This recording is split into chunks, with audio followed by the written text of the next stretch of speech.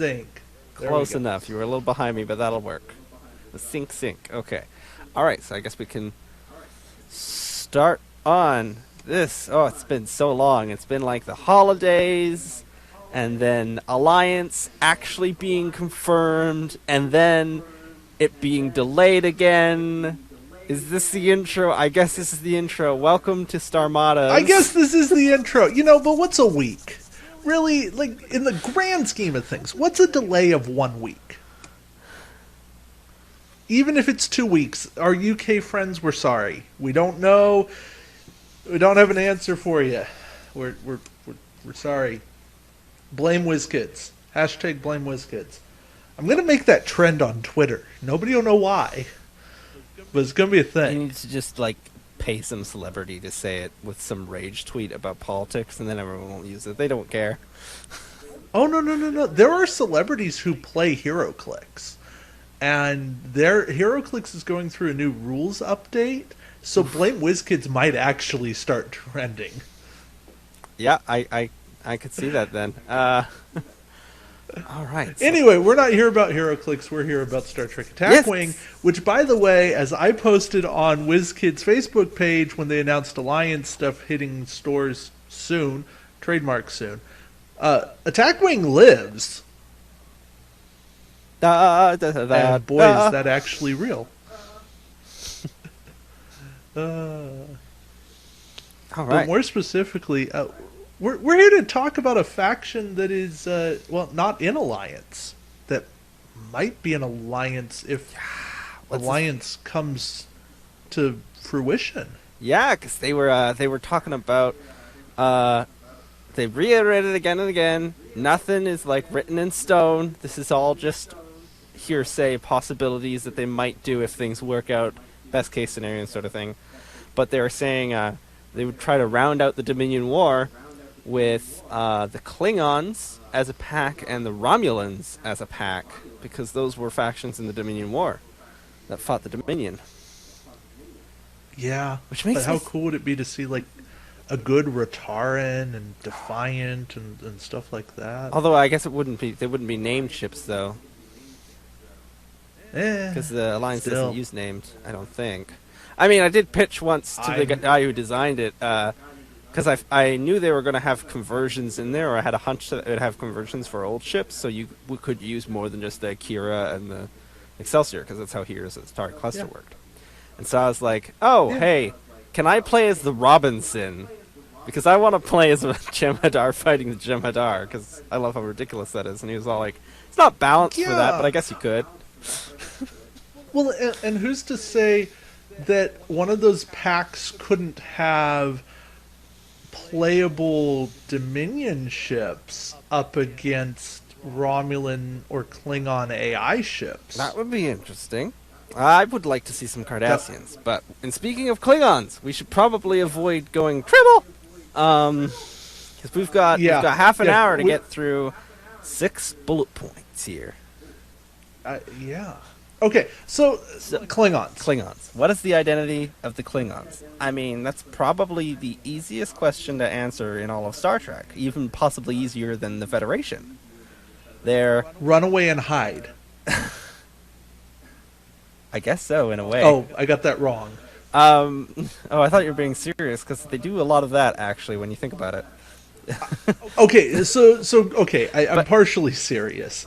They do like to hide. Cloaking is very much a part of Klingon tactics. But run away is not.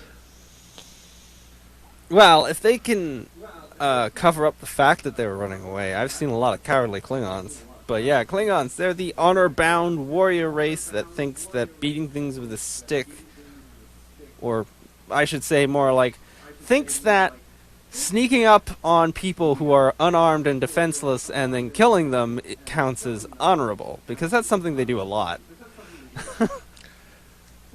To be fair, Klingons are the #1 faction that would have no problem attacking and destroying a shuttlecraft with nothing on it. Or, blowing up a medical station. They would do that too. Yeah.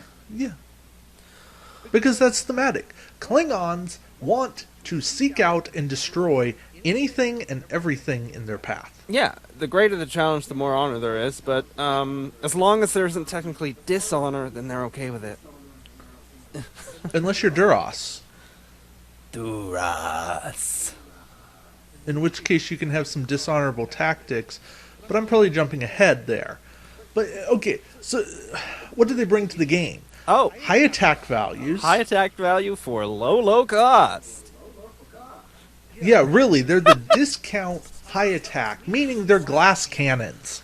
Well, I mean, when you look at the cavort, there ain't too much glass about that five hull there. But when you talk about the barrels, then yeah, those are glass cannons, definitely. Talking about, like, they almost make me want to rewrite my whole tier system because it's such a weak ship, but it carries a flippin' 4 attack dice. I still can't get over that. Okay, so even the Vorcha, right? The Vorcha is a 5 attack die with 5 hull and 2 or 3 shields, named or generic. So 7 or 8 durability. Technically, that can be one shot. It's tough to one shot, but it can be. Probably, yeah.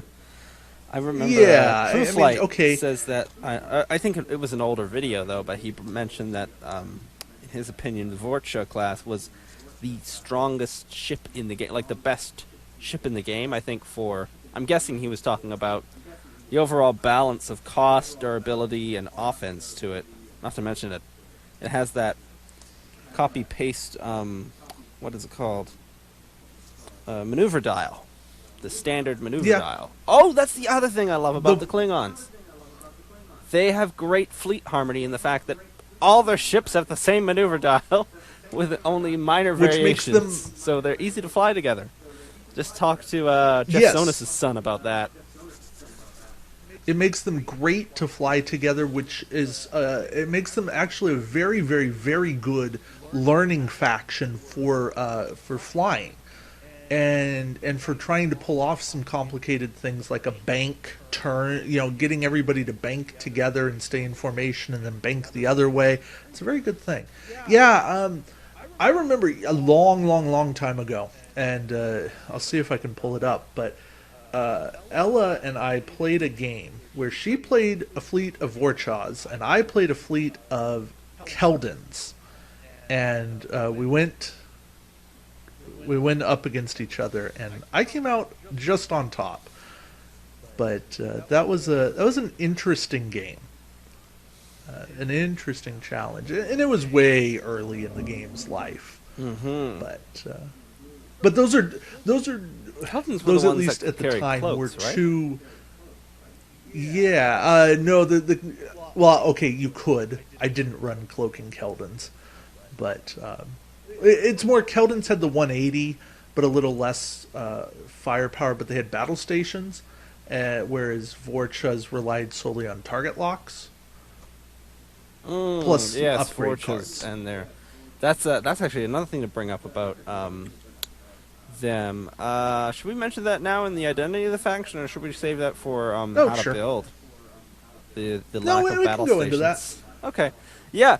They are definitely, I would say, more about high attack dice, but not so much about the quality.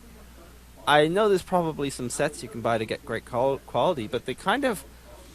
It's not like the Federation where, find a way to throw battle stations on there. Klingons don't have many ways to get battle stations. Like, I'm thinking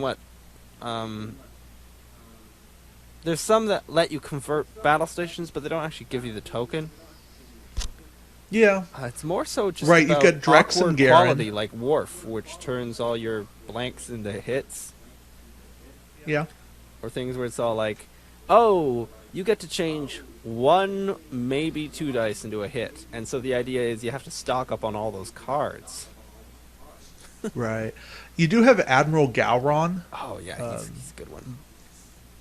He's very good, and especially in a Klingon fleet, I would call him indispensable. I know we're moving into building, but... We can actually segue that right into our second point, which is, what do you need in order to play this faction? And I would say, Yeah. get Galron. He's with the is it the?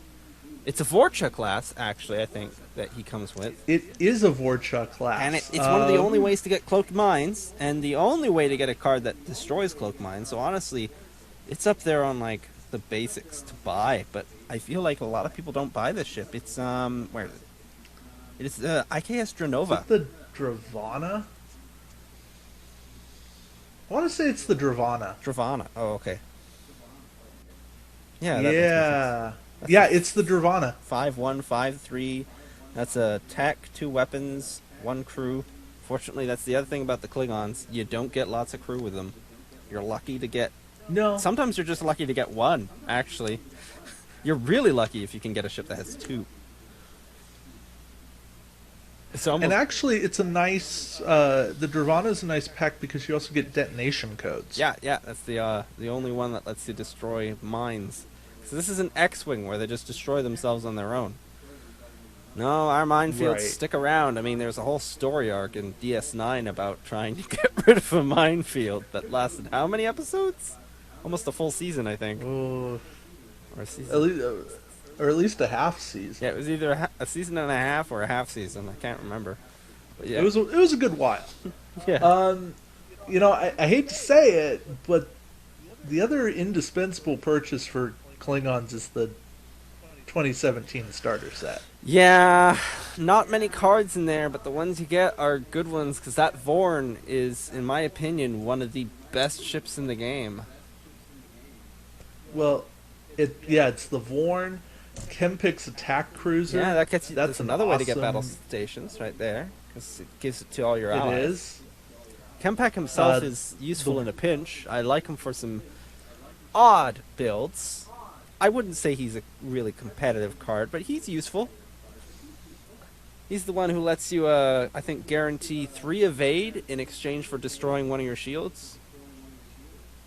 Yeah.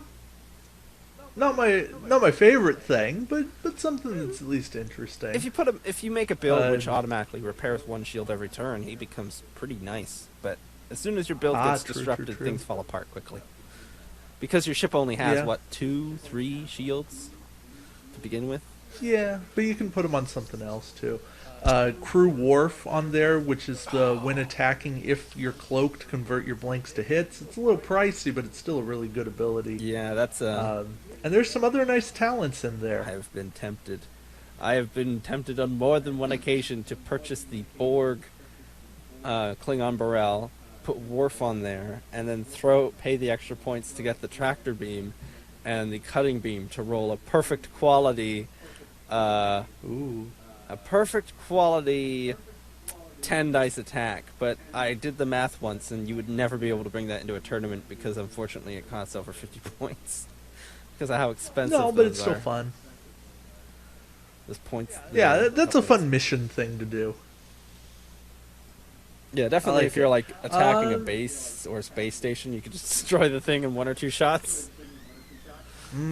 Yeah. Okay. Yeah, there's some other interesting Klingon stuff. I would say a must-have for the faction. Although it's not necessarily the best pack for like what type of cards you get, it's very much a stacked pack. You get a lot of cards with it. And best of all, if you like playing because, you enjoy the show, which most of us do, you're going to want to pick up the Ning Tao. Because it comes with so many notable Klingons. Just in that pack, it comes with 2 copies of Core, for Pete's sake. I actually consider that one indispensable. Those are really good captain cores. Mm-hmm. There's although the animated also has some nice I think core, it comes with Martok as well, right? Oh, yeah. I'm sure it comes with a version of Martok. Yeah, that was the version I had for ages, the quote-unquote bad version of Martok, but I like that version of Martok. The Martok 7, I think it was. He's the one who only does the increased dice and stuff. Yeah. Now, if you want a fun thematic purchase, the Groth. Ooh. That's a good one. Interesting ship, but also tribbles, projected stasis field. I think that may have been one of my first. You get some nice ships. Yeah, that's the comes with the indispensable projected stasis field, of course. and the ever so fun but impractical tribbles. Not Klingon useful, but you know what? Still useful overall. It also comes with the Ning Tao comes with a wharf, which is very defensive and useful. Yeah, that wharf. Yeah, and as for the Garath, it comes with a D7, and D7s, of course, thanks to the animated pack, have now been reduced to be arguably one of the best swarm ships. It's kind of the Burrell's durability, which is funny talking about a Burrell and durability, but the Burrell's durability gives it an edge up over the D7. But the D7 coming in at 11 points, letting you run, I think, 9 of them for less than 100 points. Yeah, you can run 9 of them for less than 100 points. Yeah, technically. That's great. And they have battle stations. The downside is they will get one shot. You might be lucky to get by with them getting shot twice. I've had that happen in a game where it actually survived more than one shot. But yeah, the D7 swarm build where you bring like 9 D7s in is the ultimate glass cannon swarm. But then again, you've got 9 D7s. It's going to take them a while to kill you. Unless they have their own copy of Torpedo Fusillade. Oh, yeah, Torpedo Fuselage. And speaking of sets you need to buy, that's another from the 2017. So let's see, our must-have picks of the 2017 starter set, which unfortunately is ridiculously expensive and very hard to find. Then you've got the not ridiculously expensive in retail. If you can find one in a shop, it'll be, $35, $40. Depending on your country, because that's how much it would be in Canada. It'd probably be more. The animated series faction pack. That's a good one. It comes with 2 Klingon ships, which is interesting. Not too many Klingon upgrades, sadly. That's more reserved for the Federation. But it does have more Klingon ships than any other ship in the pack. Then you'd want the Ning Tao and the Dranova. Dravana. Dravana. Yeah, it's okay. Do you think it's Klingon? Who can Bird pronounce Prey any is a of must? it? I don't. I find it interesting. I think it does still have some competitive viability even today. I like the... now that Klingons have cheaper photon torpedoes, by the way, that makes the Samra. The Vest Battle card pack essential because you need cheaper Klingon photon torpedoes, and they actually are pretty good torpedoes. Yeah, there's one set of torpedoes where you don't need to spend your target lock. There are torpedoes where you don't even need a target lock, like I think the OP Ferengi torpedoes don't need one, but at least with the Klingon ones, you don't need to spend it. Which is I feel like there needs to be more cards where you gain a target lock, but you don't need to spend it. Because let's be honest, if you're going to have a weapon that's a disable, I don't want to have to spend my target lock. Yeah, and those Klingon torpedoes are just 2 time tokens. You have to have the target lock, but you don't spend it, and you get a battle station to crit conversion, which is nice, and they're forward and rear arc. All right, so there's so we've got the animated pack 2017 starter Ning Tao, Dravana, and what was the card pack's name? It belonged to the Samra. You don't actually need to have the Samra in order to play the card pack, but it's like if you don't want to waste the cards, you'd want to pick up the Samra. Right, it's the Vest Battle. The VES space BATLH. Oh. So it's not battle, it's bata? Or yeah. I once tried to learn Klingon. I gave up after like one video. There's a lot of interesting things. The Bortos, the Hegta, those are prize ships. They're interesting. The Groth was interesting. Oh yeah, the Groth was one of our must-haves. The Groth, because of just a couple. I think it's a thematic must-have. It's it's got the projected stasis field, but then again, if you have the animated pack, you kind of have the diet version of projected stasis field. I guess. It's not quite as good, but it's something. I mean, projected stasis field stops the enemy from attacking, doesn't it? It does. Yeah, that makes it one of those nasty cards. And drops their shields. Yeah, that's like the ultimate board killer. And I guess, I mean, technically, Lurin's Bird of Prey is a Klingon ship. So the Ooh. Ferengi faction pack is a thing, but I'm saying this through gritted teeth, and I don't wanna. It is. But It's a like, must-have for the Ferengi faction because it gives them the Burrell. If you want to play and I guess faction mixing, then you know what, Loren's Bird of Prey is a must, and you can't buy that on its own. It's one you have to buy in the Ferengi faction pack because so. you aren't I paying mean, but faction penalties for any of your independent cards. but it is still a Klingon ship that's cheap, and that is Mm-hmm. worth something. Also, if you're playing with people who don't like to look things up online but know that there's price reductions, then Loren's Bird of Prey is a good way to get proof that they have been reduced to 13 points for a generic Burrell. Yeah, there is that. I guess what we're getting at is there's a lot of good Klingon stuff out there. Some of it you got to pay an arm and a leg for. Some of it you don't have to. Now, There's enough retail ships out there. I would. But if you can find stuff, some of the boosters aren't super expensive. The Bemoth, the Baroque, those aren't terribly overpriced.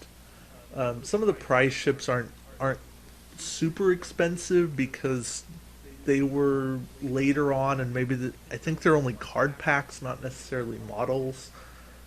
So those might be better, but yeah, just kind of find your favorite Klingon characters and chase down the packs that they're in, and you'll find good Klingon stuff. Ooh.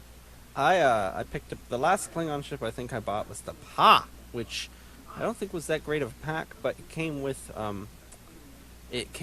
two Federation cards, which is interesting, which was the crew Riker that comes with an elite talent slot, making him one of I think 3 crew cards that come with elite talent slots. Yeah. Oh wait, there is also I think a version of what is it? The Duras sisters that can swap. Oh in as yeah, either Lursa crew or Bator. captains, and they have Right. elite talent, so they can be crew with elite. And then there's it comes with that one of the very few I can heal you cards, which turn your ship into a healer, but it's a very inefficient healer. But it at least is a healer. I'm happy to see support cards put into Alliance. I was really hoping there would be a healing card, though.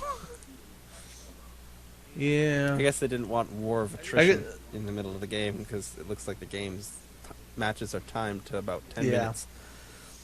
Okay, I think that was part of the game design, which is let things die. I think another important thing we need to talk about while we're still talking about how to, I guess we can talk about this in the how to build section. How to build Klingons.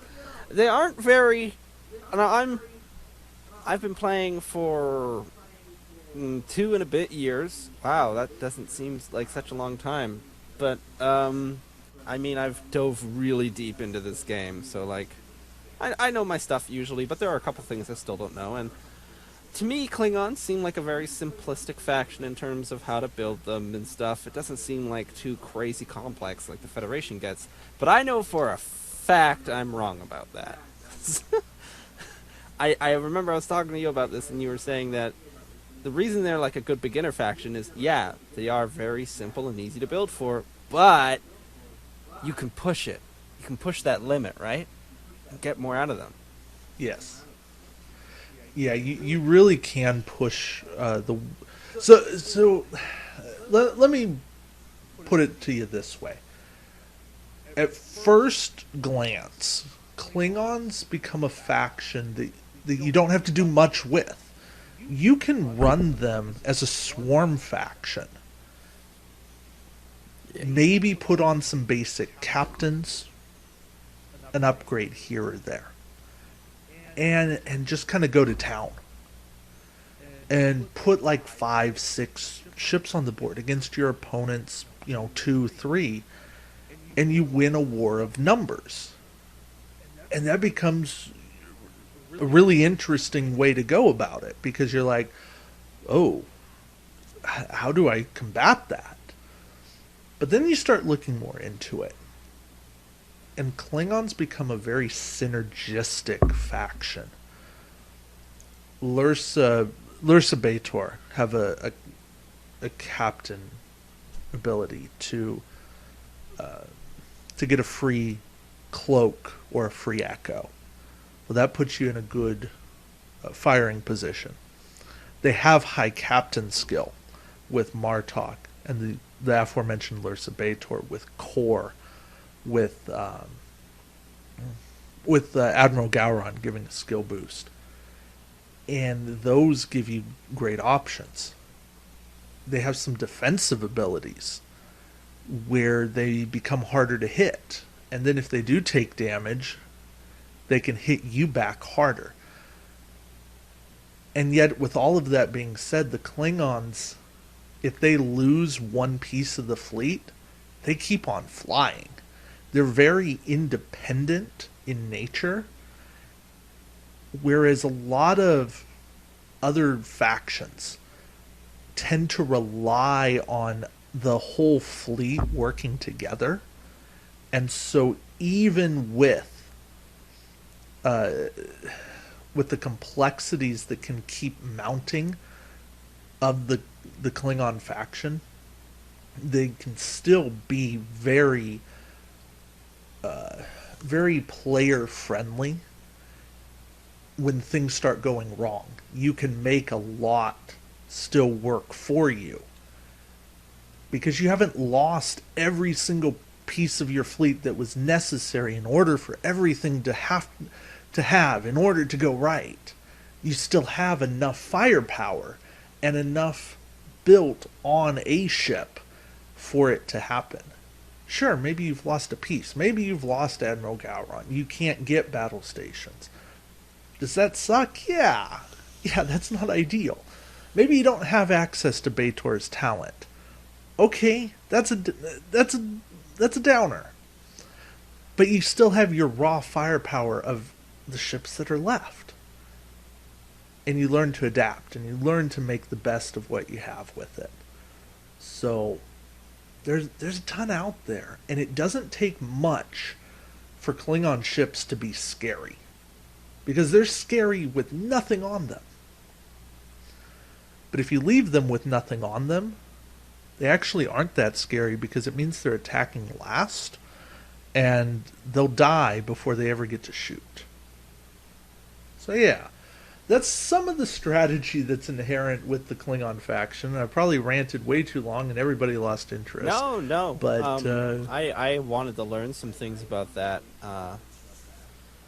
What would you say is a good formula for building a, let's say, just one Klingon ship under 50 points? Like, under 40 points, maybe. Like, well, actually, let's throw the point value out the window.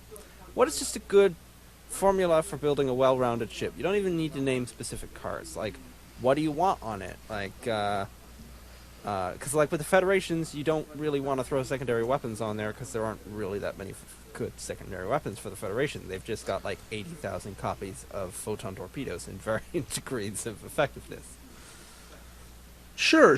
Okay, so Klingons, it'll depend on what you're trying to accomplish with your build. I think that Klingons can go a couple of different routes. Here's a route that I'd like to take, that I've seen work well. Pick a bunch of ships with secondary arcs. Forward 90, rear 90. Put photon torpedoes on them. Give yourself coverage. That way, if you do a come about and things don't go right, you still have a firing solution on somebody. Or if somebody gets in behind you, you can still shoot at them. Okay? So take that. You want to put a decent captain on there. And by decent captain, I mean decent captain skill. Decent captain skill doesn't have to be skill 8, 9, 10. You don't have to go to the roof. Federation will almost always outskill you no matter what you do. That's just what they do. People that want to run Gen Con or any of that, they will outskill you. So you can't fight that war. Klingons don't have the tools. They do with the skill wharf that gives you a +3 to a Klingon captain, but then you're running that wharf and not a different wharf. And I think a different wharf is better, the wharf that gives you the conversions if you're cloaked. And then I think you want some kind of quality. Naked Klingons, or Klingons that just rely on target locks, aren't strong enough to be super scary. You can run those. You absolutely can run them. But overall, I want to say don't over-invest in any given ship. If your base ship costs, say, 20 points, you're looking to spend 5 to 10 points adding on to it and get out. You're not building dreadnoughts when you run Klingon ships. Maybe throw on a Klingon cloaking device from the animated series pack. If you want to go defensive, that's great.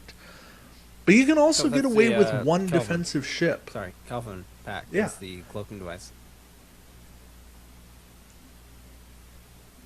Oh, was it? Yeah. Was it animated? No, it was the Kelvin timeline pack, and it was the Kelvin. Yeah, Yeah. and it had a picture of the cloaking device from the episode where Quark stole a cloaking device from Martok's ship. Okay. Sorry about that, but yeah. So throw your cloaking device. No, you're good. Yeah, so like one way you could do a defensive ship is put a Core 6 taunting core, as I like to call them, that draws in fire, gets extra defense dice. Put a Klingon cloaking device on there, and actually I don't think that works. I'm probably backwards on that. No. I think that works good. There's some things you can do. There's also Toral, which is sort of like it strips one of the powers from Hood Riker, which is a 2-point convert 1 battle stations to an evade. I like that for defensive Klingon builds. Yeah. So what I'm saying is there are interesting ways you can run. You can run defensive Klingons and still make use of that. Okay. As I'm now looking at core, and All right, so that's how to build them. General strategies. How about how to kill them? That's something I could use. Aside from just score more points, I would say. Oh, you didn't like my sarcastic answer last time? I would say the one piece of advice I can give you for killing Klingons is get behind them. They don't have enough rear firing arcs on their ships. They don't have any sideways, like 180 arcs, and they have very few 360 fire cards. They do have some. I think strafing attack is a 360 fire, but it's at like range 1. So yeah, get in behind them, shoot them from the side. That's a good way to fight Klingons. What do you have? Try to mess with their upgrades, because a lot of their ability to either repeatedly come about or fire off forward arc is built on upgrade cards. So if you can disable, steal, force a discard, put time tokens on their stuff, then they can't use their stuff against you. And I think a lot of people underestimate, underuse, don't bring anything to mess with your opponent. And I've said it before, right? I will say it again, I will always say it. If you let your opponent do what they want to do with a build, they will win. So bring gank cards to a Klingon fight. Well, so normally I wouldn't say that, because Klingons are probably the number one faction that wants to just straight up joust you and have at it, because they don't have many upgrades. So I guess maybe that's the other thing. Don't joust Klingons. If you take nothing else away from today's video, do not joust Klingons. Make them turn. Yeah, they can probably fly with you, but make them turn. Make them do a maneuver other than a straight and a come about. Minefields, do they work against them well? Minefields work very well against Klingons. Probably better than most other factions. That's the other thing. Klingons like to keep cloaked, so they don't have shields up. So honestly, although you're looking at a ship that has maybe 8 defense, like 8 durability, in reality it might have 4 or 5. Yeah, and That's the perfect time to get a crit in.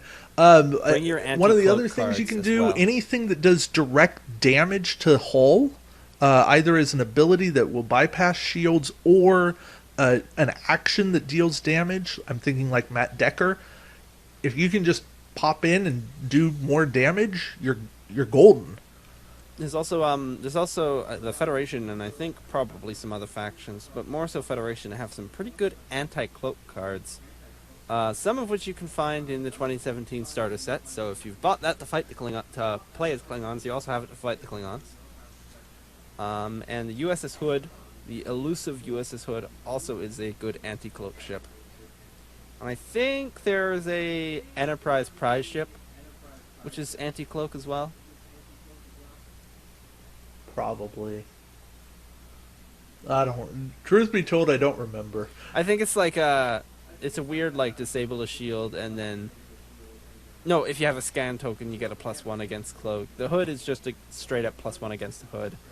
There is a card in the 2017 starter set which lets you enemies, I think, roll 1 less defense if they're cloaked. I like to usually throw all those cards onto one ship and make like an anti-cloak ship. There's a Data in the 2017 starter, which is as an action lets you straight up just turn off their cloak.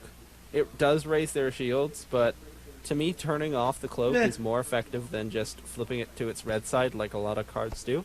Because honestly, your enemy's probably going to flip their card to the red side anyway.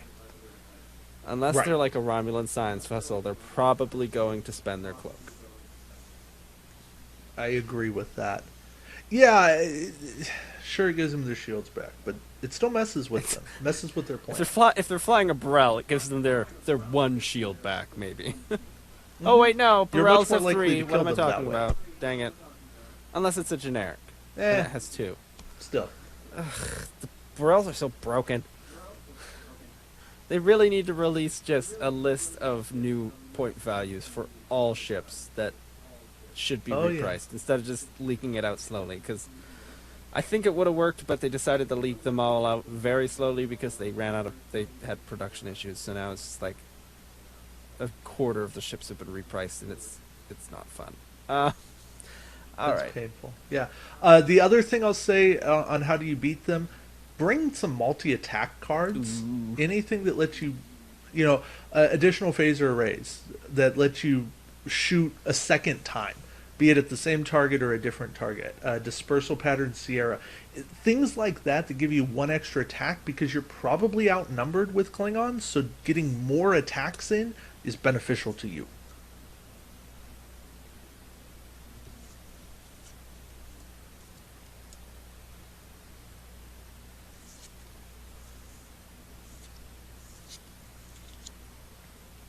Okay. All right. Should we move on to our top 5?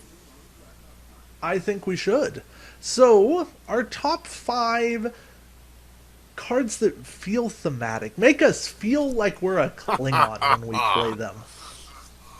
Yes. So, I have an honorable mention. Oh, okay. Because I used to feel like a Klingon when I played it. And then the rule of 3 hit. Oh, no. Now I don't feel like a Klingon when I play it. I can't think of its name. I have a brief memory of Barrage of Fire. Oof. Barrage of Fire. I mean, to be fair, I have a second one. I don't know if I have that one. I think I might. Let me see. Yeah, Barrage of Fire was a weapon that said, I take my attack. Oh, and I borrow your attack. And I attack you at once. But then you still get to attack. Yeah. So you stole an enemy's it was grand. Attack, was it? No. You borrowed one of your friendly ships. Oh, okay. So you could take Barrage of Fire, which was a 4 attack die weapon, but you added a friendly ship's primary weapon to the attack. So you'd borrow a Vorcha, you'd add 5 dice to it, and you'd attack somebody with 9 dice. I wouldn't mind seeing a Rada, which lets you just perform 2 attacks, one with a friendly primary weapon. That would be a good way around that rule. It would be. I mean, it would also be awful to play against, but it would feel Klingon. It's a prize card, and nobody really cares to fix it now. All right. Well, then I guess my. But it really made me feel like a Klingon, which is like, yeah, I'm going all in right now. Okay. And we're just gonna kill you more. I would say my probably, if I had to pick an... I mean, I usually throw my honorable mentions attached to cards, so it's like, oh, I couldn't pick between these two. But I'll just throw out an honorable mention for 6th place, which will be strafing attack, because that just sounds Klingon. It's a strafing attack. Okay. You come in, you attack. I don't even care what the ability really is. I think it's a simple, I think, yeah, it's just a 360 attack against 2 ships at range 1 with 3 dice, but it feels Klingon, you know? It even has a picture of them blowing up the DS9. Okay, so what is your number 5? Or My number 5 really is that card that I probably should throw out, but it's Duras. Duras. Now Duras, even today, still makes me feel like a Klingon because he's throwing everything out the airlock, doing whatever it takes to make that attack. And sure, he doesn't give me as many dice as he used to, but he still does what it takes to hurt the enemy as best he can. Wasn't there an old Oberth Duras build which could crank up to like 13 attack dice or something? Oh yeah, I've got an old hearing Build it on the Academy. Battle Stations podcast. I think it was. I think it had like a Duras. I think they definitely had like a Duras build in one of their things. Oh yeah, and there were some crazy things you could do with Duras. All hands to battle. All right. Stations. Okay, so my 5th.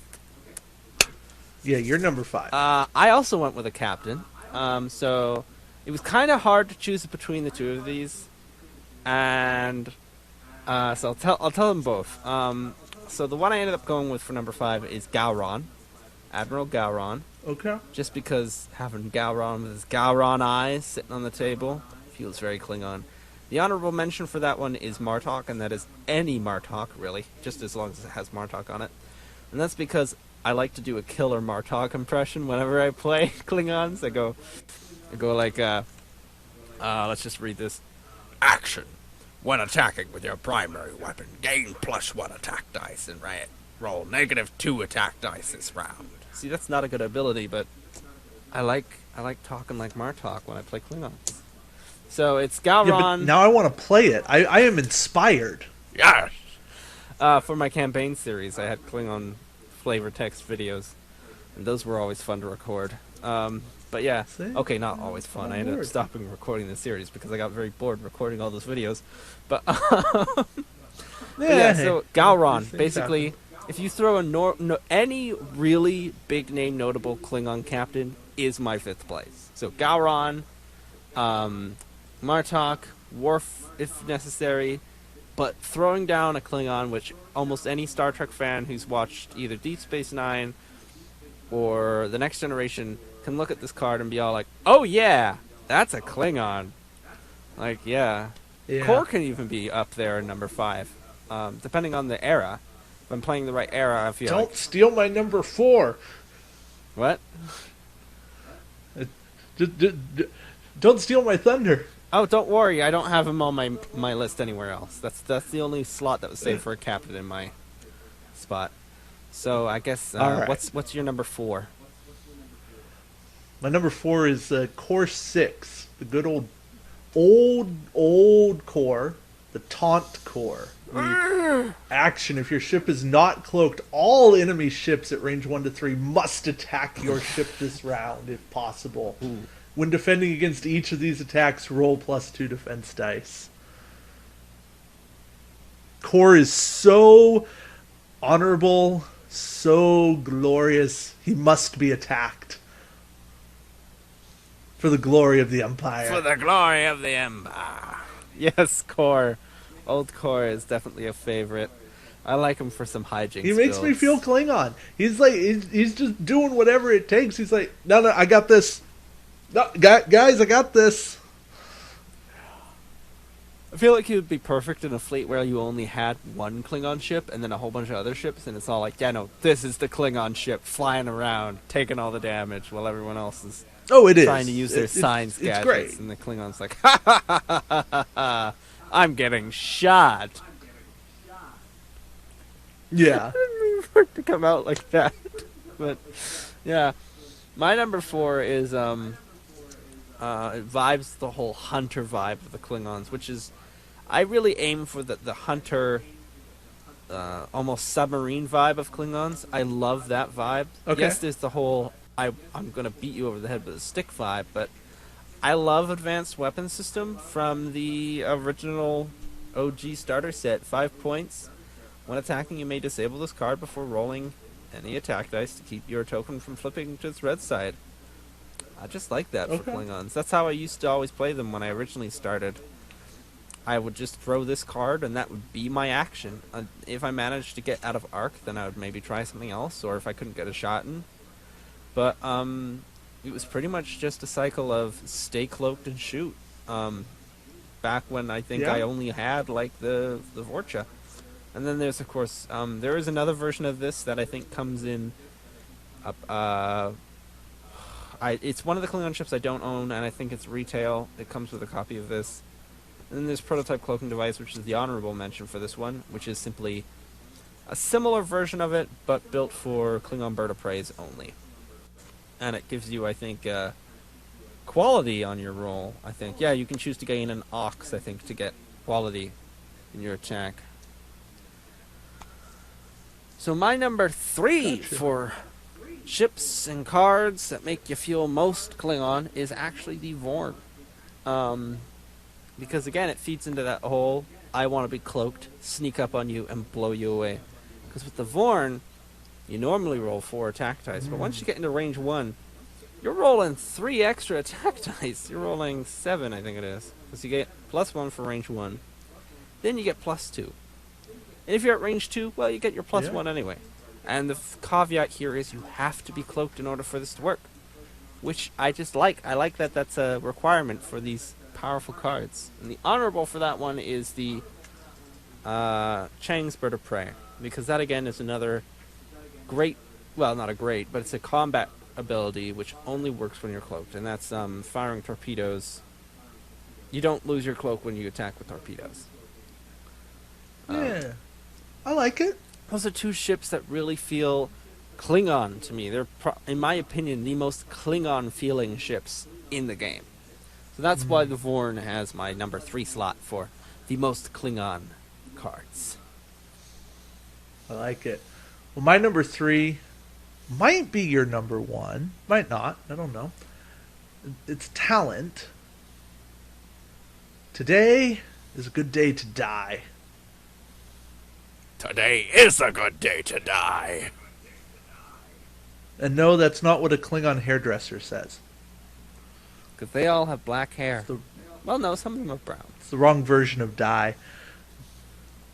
Yeah, no, they're talking about playing D&D.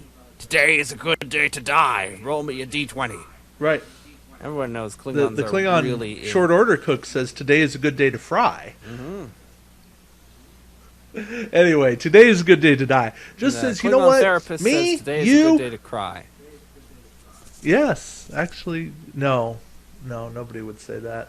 You gotta cry. But today is a good day to die. Says me, you, and you sitting across the table, and you know what? You playing at the table next to me. Why not? All of you, we're all gonna turn our hits into crits. Yes, I love when this ability activates. I don't use it often, but it is so much fun. It's like, you know what? Why not? Why not? We want to see some carnage. We want everything going boom. And you know what? You get a warp core breach, you get a direct hit, you get an injured captain, you get a communications failure, you get a power disruption. Why not? It's so cathartic. Oh, I really need to play that the next time I play. I don't care if I'm playing Klingon or not. I should just throw...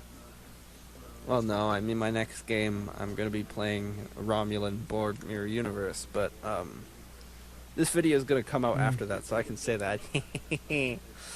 Okay, there you go. I'm part of... my next game is going to be like a secret thing where we can't tell people what faction we're playing, but...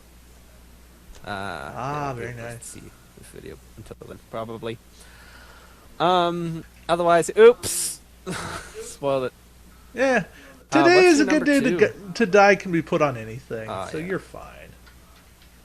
And it has a great picture of Worf too. It is. We need a version of Worf with a talent slot. We just need. I want a Federation version of Worf as a captain, so he can captain the Defiant. We better get one and he can bring "Today is a good day to die." We need to get a Worf captain for the Boldly Go Federation pack that's going to come out. Well, I'm not going to say going to come out. That's holding hopes up too high. I'm going to say it's going to come out. I'll take it. All right, what's your number 2? My number 2 is also a talent, and it's a talent that's, well, outright bad, but it makes me feel Klingon. And that's Cry Havoc, and let's slip the dogs of war. Anyway, I'm overacting. No, that's it's fine. An that's action, what the show's and for. if you're cloaked, you discard the card, remove your cloak token, flip your shields back over to their active sides. You're not cloaked, but you get 2 extra attack dice. And you can't roll defense dice. Because you know what? What's more Klingon than saying, yeah, I'm not cloaked. I'm going to get more attack dice. Defense? I don't need any defenses. I got this. Yeah, that makes some sense. I mean, in terms of numbers as a valuable, because Klingon ships usually have a 1 defense, so you may as well get your plus 2 in exchange for the 1, right? Again, I never said it was good. But I did say it was thematic. Yes. That brings me up. I almost selected. I'll bring this up now. I almost picked. That was from the Chang's Bird of Prey. It came with 3 really thematic. Yeah, this is from Chang's. Yeah. Yeah. It was the Games Afoot. Long Live the Empire. Yes. That was one I considered picking, but I didn't. Long Live the Empire, which is another from. I think it's from that, or is that from the old core? Long Live the Empire? I feel like Long Live the Empire is from the Regent's flagship. Nah, this is that Regent's flagship is a mirror universe. I just found it in my Klingon stack. Oh, Long Live the Empire. That's one of the prize talents. It's from one of the 3 prize ships. What? I want to say. No, I think it's Bird of Prey. Someone correct us in the comments or message us on Facebook or Discord or whatever. Not Facebook. Don't message us on Facebook. Don't message me on Facebook. Send us something on Discord, or if I post it on the Facebook group, you can comment. My number 2 is also an elite talent, and this one I actually do think is useful. And that is Blood Oath. It's a Klingon only, range 1 to 3, and it's one of the few kill a captain cards. And what I feel is very Klingon about it, in addition to killing a captain, is you have to put your captain on the line and then gamble it in a battle stations roll off with 5 battle stations, in order to do this. And it's like. That's the thing about Klingons, right? It's all like, in Starfleet, it's all like, no, the captain's not allowed on a away mission. Klingons is all like, I'm going to deal with them myself. I'm going to beam down onto their ship, pull out my knife, and try to stab them in the neck. The winner gets plus Empire, 2 captain skill. To me, that is very thematic. Yeah. With Klingons, if the captain doesn't go on the away mission, he's not the captain anymore. Yeah. Or she. By the way, Long Live the Empire is from the Ning Tao. Ning Tao. Okay, and that was the old core, I think. Yeah. That's the one with old. Okay, all right. So it's the double core pack. You already said your number 2, right? That was Long Live. Yes. Okay. Cry Havoc was number 2. So my number 1 is you were right. My number 1 is Today is a Good Day to Die for all the reasons we already spoke about. Okay. We are running out of time very quickly, so we'll move on to your number 1. All right, my number 1, I didn't think it would be number 1, but my number 1 is Alexander, because, and hear me out here. I know. Okay, but But here's what Alexander does. The kid with the bubbles He in the laughs in holodeck? Klingon and says, "Is that your best shot?" And then takes a battle station token, puts it on his card, uses it next round, and hits you back harder. What? Can you And remind that me is to do that such again? a Klingon thing to do. Can you run me Yeah. through that quickly again? Because that seemed like a lot. I know it wasn't. Okay. Alexander, here's Alexander. I'll remove the thematicism. Technically, here's Alexander. When your ship takes damage, you place a battle station token on his card. At the start of the planning phase, you can remove a battle station token and place it beside your ship. Oh, that is very Klingon. So the Klingon version of this is you get punched in the mouth, you laugh, and you say, "Is that your best shot?" And then you use the battle station token to hit your opponent back harder. All right. Or you whiz out and use it on defense. Okay. Or you use it on defense, but you do have to wait around. All right. So, You can't use it immediately. But yeah, it's a thematic card. which brings us to our final section of the show, which is how thematic is the faction? And I gotta say, this is, in my opinion, the most thematic faction in all of Attack Wing. I mean, I know there's the Borg, but come on, Klingons. They feel so Klingon. They do. They really do.